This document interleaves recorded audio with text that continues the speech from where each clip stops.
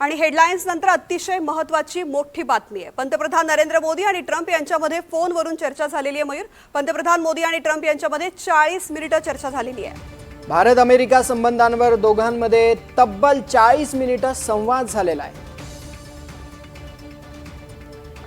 एकीकडे अखाती युद्धासंदर्भात Iran, America आणि Israel यांच्यामधली चर्चा फिसकटलेली आहे। त्या पार्श्वभूमीवरती सुद्धा ही चर्चा महत्त्वाची आहे। पंतप्रधान मोदी आणि ट्रम्प यांच्यामध्ये फोनवरून चर्चेची माहिती आहे। आणि रामराजे शिंदे आपले प्रतिनिधी आपल्या सोबत आहेत। रामराजे, नेमकी काय चर्चा झाली आहे आणि या चर्चेचं फलित नेमकं काय? बिलकुल, आत्ताच जी ताजी माहिती मिळालेली आहे ती भारत आणि अमेरिकेच्या संबंधावर तर चर्चा झाली आहेच, परंतु शिवाय जे युद्धजन्य परिस्थिती निर्माण झालेली आहे तर त्यावर सुद्धा चर्चा झाल्याची माहिती मिळालेली आहे। आणि या संदर्भामध्ये अमेरिकेमधील अधिकाऱ्यांनी स्पष्टोक्ती दिलेली आहे की अशा प्रकारची चर्चा झालेली आहे।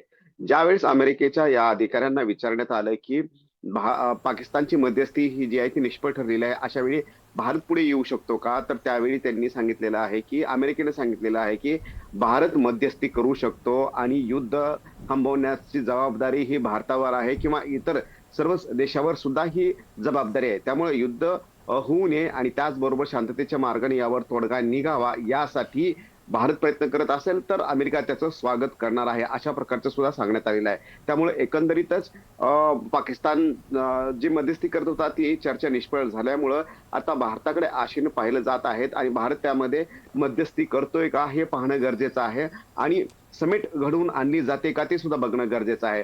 त्याशिवाय अनेक व्यापारी संबंध आणि इतर अनेक महत्वाच्या मुद्द्यावर सुद्धा ही ट्रम्प यांच्याशी भेट झाल्याची माहिती मिळालेली आहे। आपल्याला माहिती आहे की मोदी आणि ट्रम्प यांचे संबंध जे आहेत ते चांगले आहेत।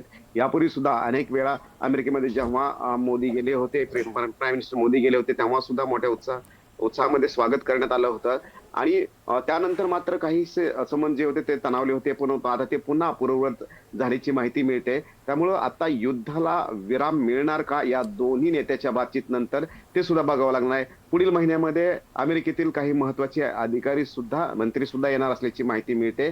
त्यामुळे आता त्या दृष्टीनं पाहावं लागणार आहे की भारत आता मध्यस्थीची भूमिका जी आहे ती कितपत निभावतोय। बरोबर आहे रामराजे, एकीकडे इस्रायलशी भारताचे वर्षानुवर्षांचे संबंध, इराण सोबतचे भारताचे आर्थिक संबंध आणि हितसंबंध, यामुळे भारत हा महत्त्वाचा प्लेयर ठरणार आहे। पाकिस्तानमध्ये चर्चा निष्फळ ठरल्यानंतर आता भारत या युद्धाची झळ कमी करण्यात यशस्वी ठरतो का हे पाहणं महत्त्वाचं असणार आहे। धन्यवाद रामराजे दिलेल्या सविस्तर माहितीसाठी।